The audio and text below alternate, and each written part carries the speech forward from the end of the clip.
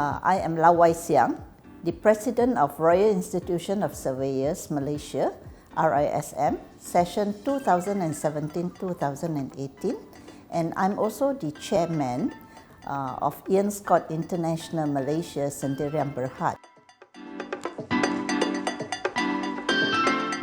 If you are buying into the secondary market, sometimes what is included in the SMP is also the management fees, even though it's not a gated and guarded community.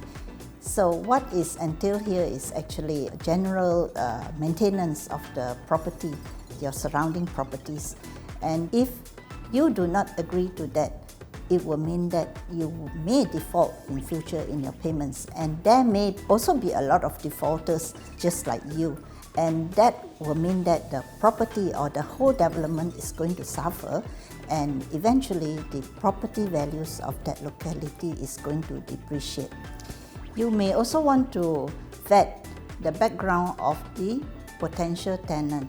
If your potential tenant is an organization, that is of course not a problem at all, and you probably do not need to vet at all. But if they are individual cases, then you may want to check with the regulators or with their employers, with their institutions of learning, to check who these tenants or potential tenants that you are dealing with. If you are owner and you have several properties, or you are not able to attend to the tenancy of your particular property, then you may engage a registered property manager to manage the property for you. Such person, they will be able to collect the rental for you or to attend to minor grievances of your tenants. And who are these people, or where do you get them?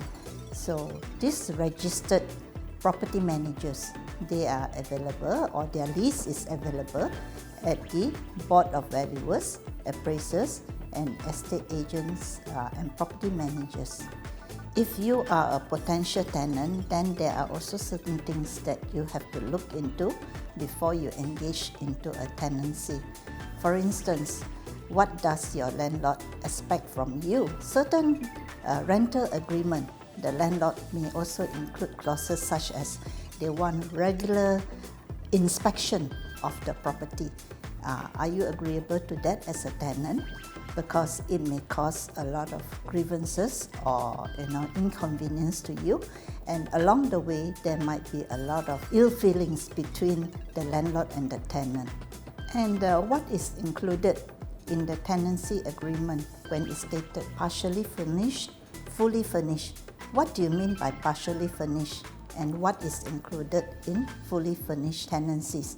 As the potential tenant, you got to know what the landlord is providing for you.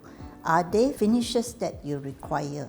For instance, you may have a washing machine, but you do not have a dryer, you don't have a balcony, and so where do you send your laundry? So you may want it to be inclusive of a dryer.